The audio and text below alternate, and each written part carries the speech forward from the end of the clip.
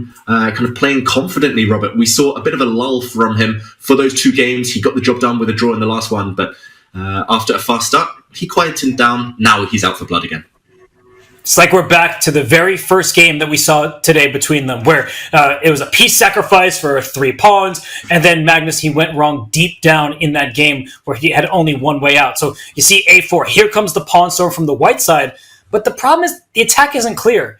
b5, the knight goes to a5, you have the dark squares under control. You usually start with your outermost passed pawn, and we can use that pawn as a battering ram, but as soon as there's pawn contact, black shuts the door. So that is the idea from the black side, and what black going for the attack, g5, h4, this pawn is frozen in place. So David, I actually see the makings of an attack from the black side a little bit more easily than I see them from the white side. Fully agree. There's a hook after all, that white pawn on g3. You hook it open and you drag the h-file open for that black rook. Knight to h4, a good move, I feel, not just to block the advance, the continued inevitable advance of the black pawns, but also to hint that you might trade off a set of pieces and black's attack will lose a lot of power if that does indeed happen. How does he keep pedaling? How does he keep the momentum going, Robert, here for black? It looks like Firouzja's done everything possible to play ambitiously on the front foot, but what next? What do they say? A knight on f8, there is no mate. A knight on f1, there is no fun. f3 controls this g3 pawn with the knight on f1. So you can boot the black knight out of there. So I love this move, knight h4, as you said, hinting at a capture on f5, stopping this h-pawn from pushing forward, and opening up the gateway to kick this knight out of g4. Suddenly, my mind has changed. Magnus makes what seems like an innocuous move, but it carries several different ideas behind it. And for Alireza Firouzja, is it time to strike with a move like e5 in the center? There is risk to that as well, because as soon as you push pawns, you may not have the same control you did a turn ago. Yeah, I don't think it's in his vocabulary, backward retreat, Robert. I think pawn to e5, just go for it. It's what the fans want to see. I think it's his best chance as well to keep setting these unorthodox kind of problems for Magnus Carlsen. Pawn to e5, just going for glory, breaking through the center. You can play on the king side later. I love that move, but also a move like knight to e7, maybe not Firouzja's instinct, but kind of fundamentally sound. This definitely feels like the calm before the storm. Look at those accuracy levels. Both players playing provocative, ambitious chess, but also just really, really strong chess. So, okay, key moment. And Firouzja, clock time not on his side. A long think right now. Will it be a wrong think? That's the question. Ooh, you're a rhyming man today. Ever the poet, you know it. David Howell is giving us some wisdom here. But it is true that sometimes players, they would make a move instantly in bullet. They then spend quite a lot of time when they have minutes on the clock. It is a critical moment. So for Firouzja, he needs to look if this capture is happening. And if he ever has to take away from the center, then that d5 pawn becomes a target. So you don't want to capture in that direction. e5 is striking, but it's committal. As I was saying, you don't want to capture away from the center. He actually invites this swap of pieces, David, and h4 becomes a threat. But how about these 2 pawns? Who is gaining the upper hand here? Oof, I can see why he found this attractive. I can see why he found it tempting, Firouzja. Clear-cut plan. The queen is going to slide across to h7 as well. It's got all the outlines of a checkmating attack. But strategically, you're busted now, those ugly doubled pawns. And it's very much a race. You have to checkmate white before, for example, white's able to pick up the f5 pawn. I'm looking at moves like queen to d3 or bishop to d3, which has, I think, just been played. There we go. Taking the f5 pawn will undermine the integrity of the black knight's position, the beautiful post on g4. And if you can't deliver checkmate, your position might just collapse. So really huge decision there. I think in the right spirit, Robert, but maybe not the most accurate, maybe allowing a bit too much fun for white. And I guess Alireza might have overestimated his attacking chances. The problem is once the f5 pawn drops, white can actually prevent black from teaming up on the h-file. And moves like queen h7, you're not in time to strike with this pawn push to h4. In many of these positions, white can, in fact, play pawn to f3 to challenge this knight, to force it backwards, and then white can still march forward over on the other flank where the black king sits, lying in wait for the attack to commence. So bishop d3, excellent awareness from Magnus Carlsen. Alireza, once again, long think. Will it be a wrong think, David? Yeah, and you're spinning out the rhymes too, Robert. I do feel that long think he had, this going for g5, changing the structure, provoking white to kind of probe at these black weaknesses, he might be regretting it already, because look how much time he's using right now. He's given Magnus kind of something obvious, something clear to do. That's the last thing you want against a world-class player. Knight to e7, he's mixing up his plans now. He was going forward, he was going on the attack, now retreating, going defensive. It's kind of inconsistent. We talked about his form occasionally inconsistent for Ruja, but yeah, his play here, it just feels a bit wrong. And now I'm not sure what next for white. Attractive moves would be maybe either pawn to f3 if you really want to kick away that black knight. Rook to e6 looks super tempting as well. Just entering the black camp, going for some of those weak black pawns. More importantly, activating the other rook, the rook on a1 via the e-file, double stack them. Yeah, it's suddenly Magnus with a bunch of extra time. He's got obvious moves. Firouzja, his queen's path towards the king side's also been cut off. I fear for black suddenly. Even though I love the kind of spirit behind these ideas, I think it might be going wrong, Robert. And it goes to show how you as a chess player, everyone watching, you can't tunnel in, you can't just go for the attack, because you have to watch out for the base of your position. The foundation is rocky. These double pawns are not healthy. As David just mentioned, I love this move, rook to e6. f3 can be played later, but if you play f3, there's no taking it back, and then the white knight is a bit stuck on f1. Otherwise, your pawn on g3 will be loose. So these are big decisions, and especially when you're touching a pawn, you can't take it back. So Magnus Carlsen thinking here, I don't think this is a wrong time for him to do so. He is up so much time, 3+ minutes, and rook e6, rook e1 to follow. White's play starts to come very obviously, and black is on the back foot.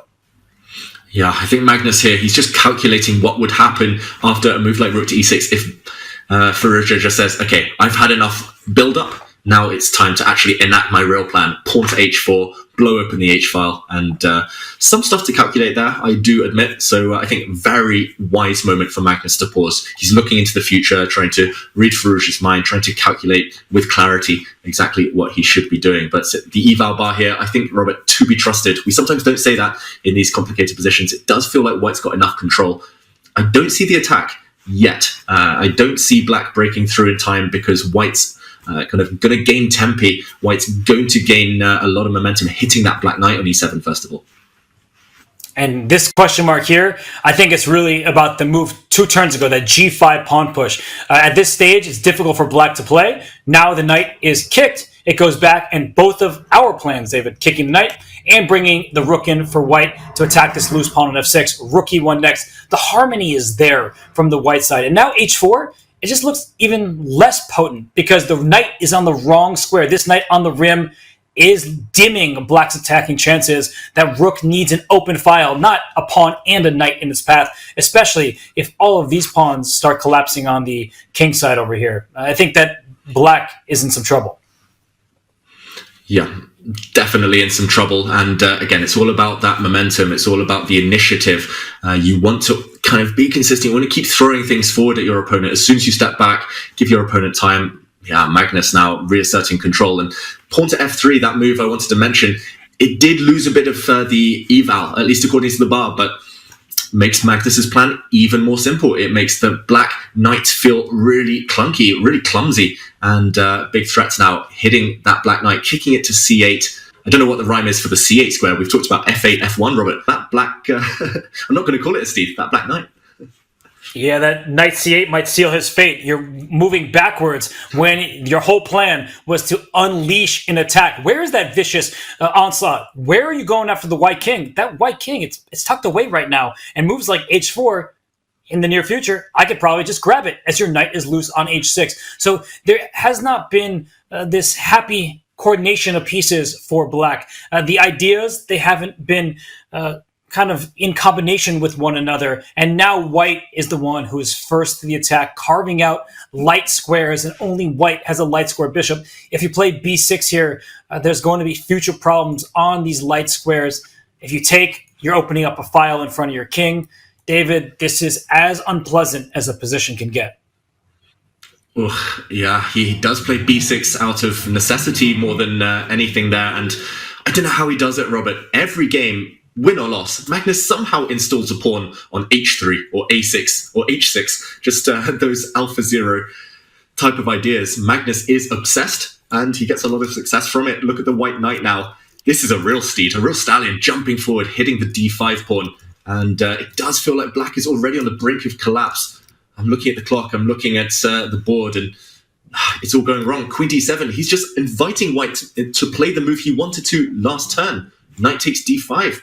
What does he have up his sleeve? Magnus is just going to go a pawn up. Material, be greedy here. Why not?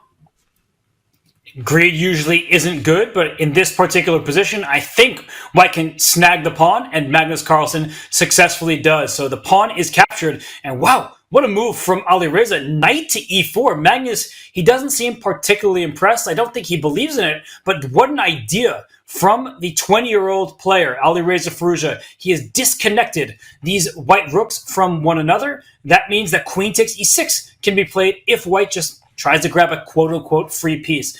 That knight on e4, it doesn't drop. And so, as I look at this position, it's becoming tactical, and Magnus, he wanted full control. Alireza says, not so fast. Wow, he's so focused on this game. He wants it more than anything, this victory. Knight e4, what a cool move. Just chaos button indeed pressed. We see the eval bar. Magnus, whoa, rook sacrifice on b6. I was going to say he can give up material in a bunch of ways. I did not see this one. He's given up rook for bishop here, or rook for minor piece, Robert, but that black king is so open. What is the count? That move was given a question mark. It's a very difficult position for black. This move makes a lot of sense, but I'm just trying to quickly count the material. Black has 5 pawns, white has 7, so 2 extra pawns for white. White has this bishop here, black has this rook over here, so it's 2 pawns and a bishop for a rook. That's about even in terms of point value, but look at the king safety. Black's king, not very safe, especially after this move b5. This knight will hop back to b4, and then it will jump forward to c6 with a check and a fork. White's king is tucked away. So, David, it was a fantastic exchange sacrifice there from Magnus. He responded excellently to some stellar tactics from Firouzja. So both players are playing quite well. It's just that Firouzja never got his attack off the ground. He was sort of stuck in place, and Magnus has been able to capitalize. Yeah, Magnus really showing class when it counts, when it matters. I love that 3-step idea, Robert. Pawn to b5, knight back to b4, into c6. That's just a winning concept here. The black king will not survive the wrath of that white knight. And okay, he's giving up pawns, Magnus. He's at least opening up the black king even further, but he needs the breakthrough. Suddenly, we did that count, and things are getting dramatic. Magnus still down rook for bishop, but the pawns are dropping. Rook takes knight is a big threat. The white minor piece is a bit loose in the center. Magnus needs a knockout blow. Is that still retreating the knight back to b4? Is it trying to break the white rook into the 7th rank somehow? The recurring pattern of the rook on the 7th rank, always doing the business. Accuracy required. Magnus needs to stop, think, and calculate, because this is the type of advantage that's winning, but could disappear in one move. It's no longer one-sided. Instead of just Magnus pressing forward, stealing a pawn, and playing safe, for example, rook to b1, black will give up the queen down here to get that loose knight on d5, and we're talking about 2 rooks versus a queen. Now, white's king is still safer, so you should be happy if you're Magnus Carlsen, but not thrilled, because at some point a knight to g4 will eliminate the escape squares for the white king. So we're going to see some imbalances. I think that Magnus, he needs to strike quickly. I just said rook b1. Objectively, it might be good, but I would be a bit uncomfortable by that choice. Can I throw anything else out? I want to get my rook to e7, but David, as you pointed out correctly, this knight on d5 is loose. These decisions are not easy for Magnus, who dropped 1 pawn and could drop another in the future. Yeah, really not easy for Magnus. I think he knows that rook b1, objectively, he's still doing well. That position you highlighted, the queen probably better than the uncoordinated black rooks, especially because black's king's still a target. But in balanced positions, that's where Firouzja does thrive. And the longer it goes without kind of landing that knockout punch and failing to checkmate the black king, the more nervous Magnus is going to get. We see it in terms of his time usage here, down under 3 minutes. I'm still predicting rook b1, Robert, because there's no other obvious moves that call out. Knight to b4, maybe the kind of backup plan if you didn't see anything better. But wow, c4, dynamite on the board. It's a pawn sacrifice. He's doing it the brute force way. There's another path in for the white rook, Robert. I love that move because without pawns, you open file. So if that black queen took that pawn c4, rook c1 would have hurt. Now knight to b4, that move looks great. I mean, the c6 fork, we've already been talking about it. Now it hits the royal family. All of the pieces, the royal fork hitting them with check, knight before exclamation point, and that could be the dagger. That could be the final touch. Black now needs to cover the c6 square, needs to hope that Magnus jumps in at the wrong moment. Rook to c8, strictly obliged. I don't see anything else at all. Otherwise you resign, you get forked, and the game is up. But 17 seconds for Firouzja. He does play that move. The problem is the white bishop can move. Rook e7 is coming. Pawn to c5 will blow open more lines. White's queen can move, threatening knight to c6. It feels like something is crumbling.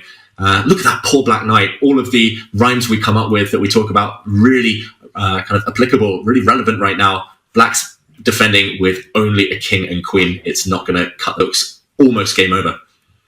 Knight on h6 ain't in the mix, and that's part of why black is in trouble. And here, I like your c5 move a ton. It doesn't give black the obvious response. It's trying to set up knight c6 check with some deadly forks and trying to remove the guard of the queen on a5. So Magnus Carlsen, he's sitting and thinking, knight c6 check, probably winning for white, but he doesn't necessarily want to rush it, because if you start trading off too many pieces, maybe that gives black some faint hopes of survival. He goes for it. The evaluation bar, David, it really tanked quite a lot here, as black can scoop up this a6 pawn. We'll have even material.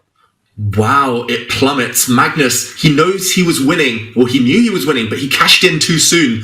And now, Robert, this could be a turnaround. It could really turn. The black a-pawn's alive, the black knight off the rim, off the h6 square. It's back in the mix. And, okay, one more move. I was going to say, if the black king came across to b6 into c5, black would have been totally fine, but Magnus's pawn's still rolling. I think he's just about evaluated this correctly. He's aided by the fact Firouzja has no time. 7 seconds left. The pawns are running. Rook to e6 looks so strong right now. But Magnus, he didn't find the most incisive way. I think nerves are kicking in. The most accidents happen nearer the finishing line. And, okay, could we still see this turn knight to d4? Magnus now, how is he going to finish? Whoa, Robert, a sacrifice. We reacted the same time in the same way, giving up the rook, because this pawn would promote. That was sick stuff from Magnus Carlsen, because other moves would have given black some chances, and Magnus, he played the move the blue arrow indicated. Perfect stuff from him. Perfect play. Magnus Carlsen with a winning endgame now, but still how to push those pawns through. You don't want to get them blockaded on light squares. Don't allow the black king to come over. First, he boots the black knight out of the center. And now, how to keep pushing. I don't think black is threatening to take the pawn on c5. There will be a check with rook to e8. But Magnus ticks under the 1 minute mark. King to f2. He's doing it the slow way. He's trying to be slow and sure about it. But now a check, Robert, and white's going to make a new queen. There was really no stopping the win for Magnus Carlsen. Alireza plays a couple moves, but you could tell that look on his face. He can't believe what has happened, but the game is done. Magnus Carlsen wins the first game. What a comeback from the champ, David. He was on the back foot. He lost the grand final, but it's reset, and he successfully has hit the reset button.